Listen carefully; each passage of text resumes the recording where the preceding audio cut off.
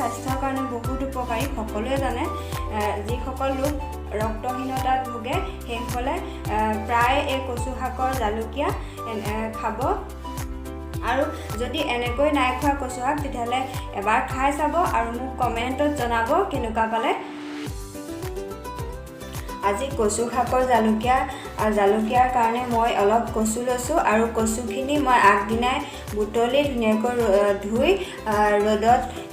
ৰ'দত শুকুৱাই পেলাই আঠাখিনি যাবৰ কাৰণে থৈ দিলোঁ আৰু এতিয়া এইখিনি ভালদৰে চচখিনি গুচাই মিহি মিহিকৈ কাটি ল'ম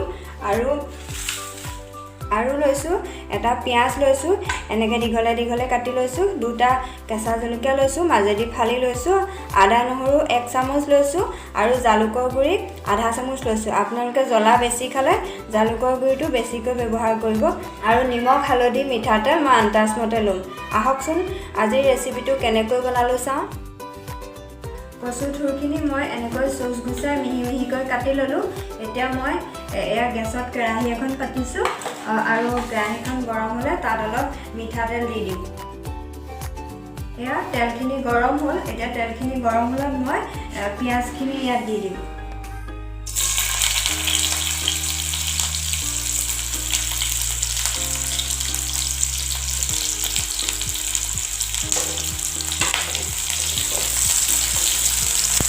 পিঁয়াজখিনি অকণমান ৰঙা হোৱালৈকে ভাজি তাৰপিছত আদা নহৰু আৰু কেঁচা জলকীয়া দুটা দি দিম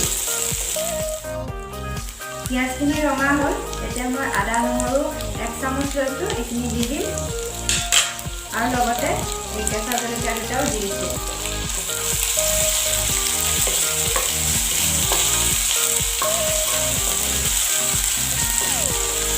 এতিয়া আদা নহৰু কেঁচা গুড়িটো যোৱালৈকে অলপ ভাজি দিছোঁ এতিয়া হালধি দিছোঁ আন্দাজমতে অকণমান আৰু ভাজি ল'ম এয়া ভজা হৈ গৈছে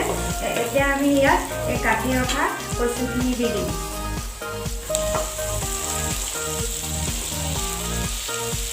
অলপকৈ দি এনেকৈ লৰাই দিম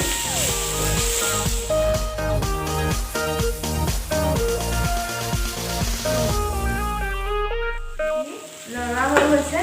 এতিয়া আমি ইয়াত জালুকখিনি দি দিছোঁ আৰু লগতে আন্দাজমতে নিমখো দি দিছোঁ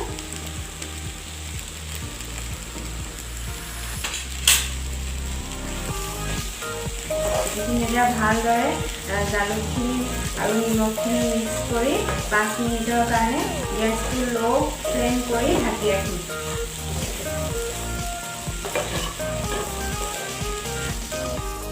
এতিয়া ঢাকনিখন মাৰি দিছোঁ আৰু গেছটো ল' কৰি ৰাখিছোঁ এয়া 5 মিনিটমানৰ পিছত উদঙাই চাই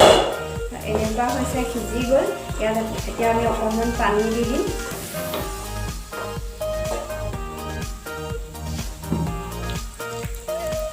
এতিয়া গেছৰ ফ্লেমটো হাই কৰি দিছোঁ মই অকণমান পানী দিছোঁ এইখিনি ভালদৰে লৰাই দিম আপোনালোকে অলপ জুলীয়াকৈ খাই ভাল পালে অলপ বেছিকৈ পানী দিব মই এনেকৈ খাই ভাল পাওঁ সেইটো কাৰণে পানীটো কমকৈ ব্যৱহাৰ কৰিছোঁ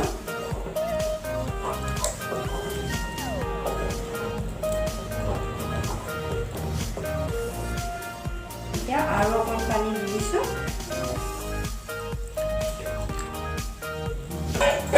অকণমান উতলিবলৈ দিছোঁ